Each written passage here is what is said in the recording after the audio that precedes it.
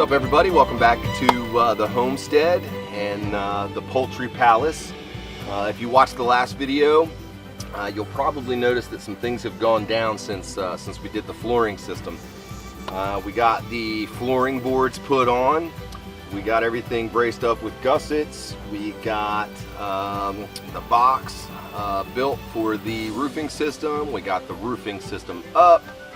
We've got the notches in the roof for strapping for our tin roofing, and we've got some of the timber framing done around the side, our nailer boards for our board and batten. And then we also got everything oiled up all nice with motor oil and diesel fuel. And before we get any questions about that, I know I've read some stuff that people think that it doesn't penetrate the wood well enough and that it won't protect. I actually did those notches on the roof after we oiled, and there are some pretty good spots where it went into the pores. It didn't seep into the stuff real well, but the red oak is super porous, so it did seep in enough where it's obviously going to protect anything that, you know, if we ever get any leaks in the roof or any of the moisture from the birds in here. Ducks are a mess, so it'll be a nice layer of protection for the birds and everything from moisture. So on today's agenda, I already got a tulip poplar tree knocked down for our board and batten. We got that all cut up. I got some 2x4s over there. We're going to frame out the wall that separates the chicken side from the duck side. We're going to brace up the back wall here and the front wall there, and we are going to get the strapping put up on the roof. And then hopefully, if I've got time, we're going to start banging into to the board and batten today as well. And one of the reasons I love to use this stuff is it's fairly light. It dries harder than pine. It takes paint really well. It's not great for staining, but it takes paint really well. And it's one of my favorite woods to cut because it cuts really nice, and it is absolutely gorgeous when you start busting open the log. If you find one of these tulip poplars on a mineral deposit, you get a lot of mineral staining. You can get a lot of mineral staining in the grain of the wood. So you get these rich purples and blues, and sometimes you get like some maroons and some golds. It's just really, really pretty stuff. So we'll showcase some of that as these start going up, and hopefully the weather will be good for us. Hopefully we'll be able to get a lot of this knocked out today, because it has been hot and stormy, and it looks like we got a hurricane bearing down on us in a couple days. Hopefully the people in Louisiana are going to be all right today. You know, we're praying for them. It's looking like it's going to be a banger. So hopefully we'll be able to get as much of this knocked out as possible before that storm gets here in 3 or 4 days. It looks like it's tracking right towards Tennessee. So we'll see how it goes, and let's get knocking this thing out.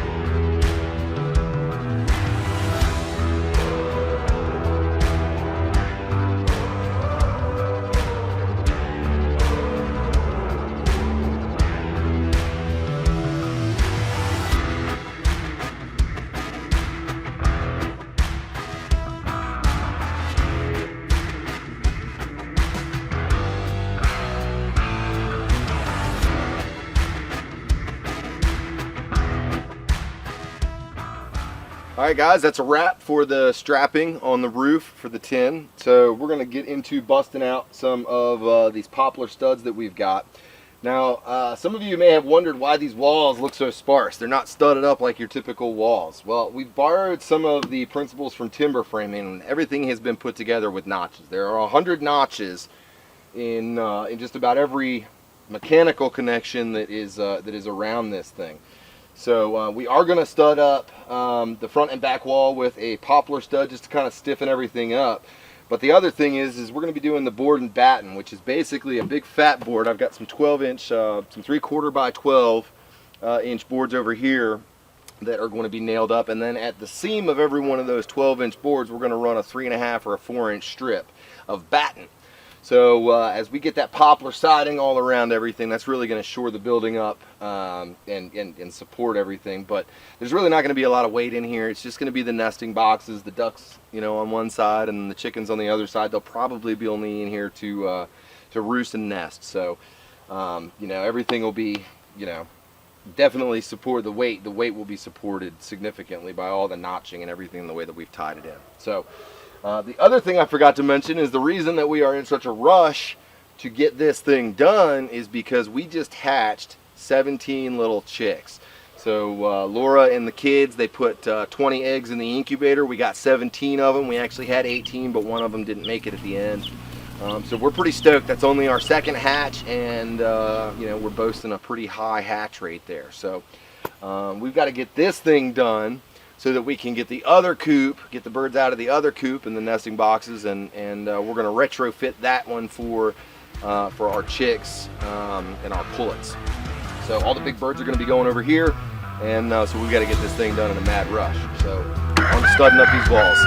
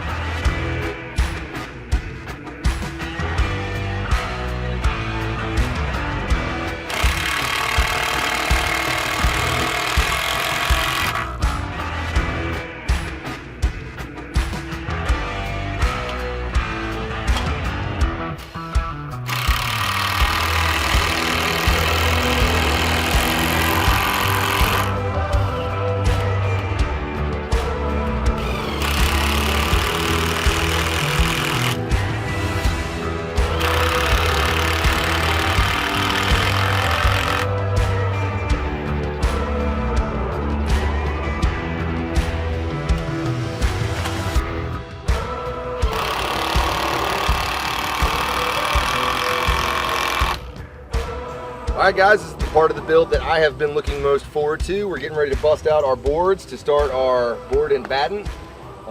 As I start unfolding these things, there's a couple of them in here that have some really good color, so I'll make sure to showcase those. But we are ready to rock and roll. I think I'm just going to butt them up right up under the roofing trusses. We're going to leave the ends open so that air can circulate under there. And I'm probably going to actually frame out a couple areas on both ends at the peak where we can put some polycarbonate sheeting so that light can get in there, and something that I might even make it on like a door with hinges so that we can swing it closed in the winter time and open it, you know, let even more air through when in the summertime when it's really really hot in there. So I am ready to bust this stuff open. Like I said, when we get into this poplar and start seeing some of those colors, I'll make sure to showcase it. So it's some beautiful stuff. It's almost a shame we're putting it on a chicken coop and going to be painting it. But I figured it's a good example of what we have found out here a couple times when we've used poplar that have been on top of a little bit of a mineral deposit. So let's get cracking.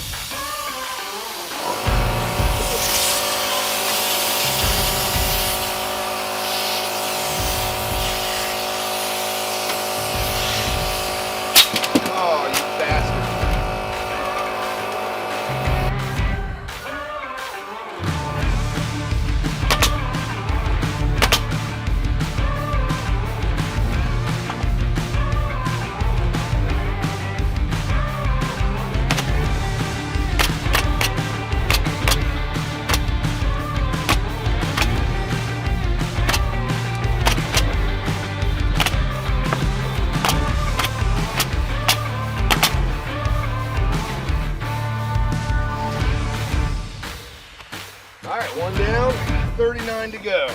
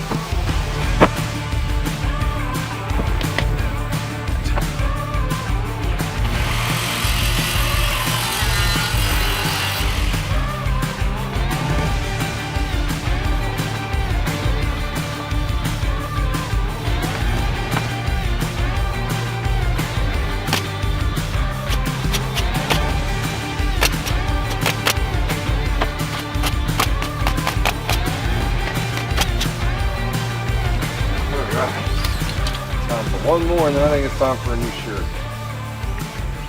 I cannot stand being in a wet t-shirt. It's for the ladies.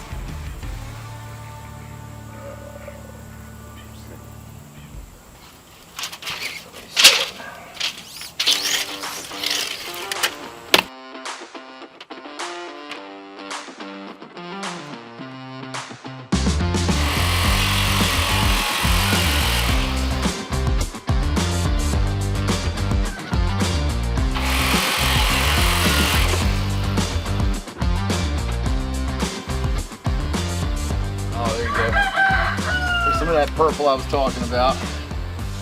Super bright. I mean, it's almost pastel. It's so vivid. I don't know if it'll show up on camera, but it's really cool, especially when you find it down around the butt of a log. You typically get a lot more staining than this, but we had a little root rot problem with this tree, so we had to actually cut off about the bottom 3 feet of it because it was rotten. So, but it's very cool looking.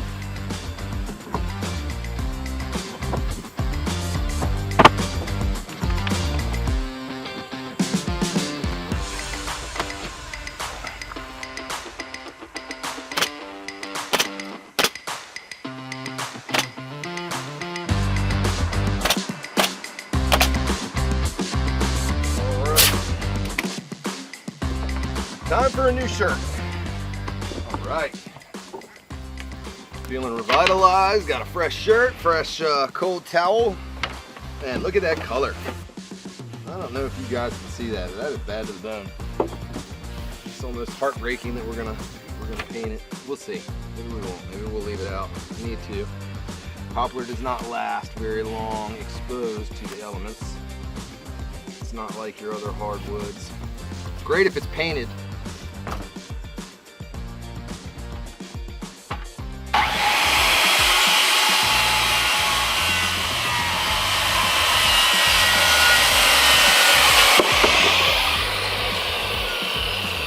That being said, there are cabins that are down here in the south that are, 100, 150 years old that are made of tulip poplar logs, and they're just, just as sturdy as the day they were built, some of them. So,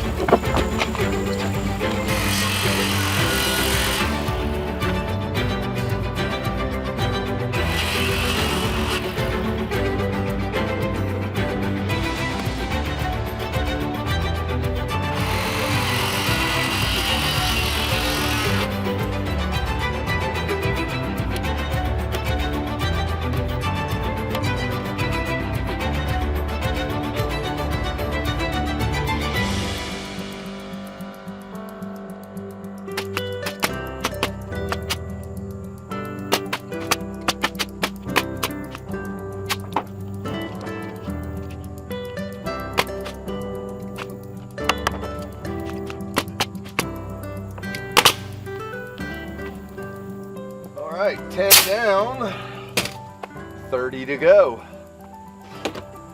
All right, guys, wrap up for this one. Got the strapping in for the roof, we got the sides braced up, and we got half of our, well, a quarter of our boarding up. It was hot today. It's miserable out here. I'm hungry and I'm tired, so that's good enough for me for the day. We got a couple hours of daylight left, but I'm ready to go eat some food. So this week I'll probably be knocking out hopefully the rest of the board and batten, and I'll try to get the tin up on the roof.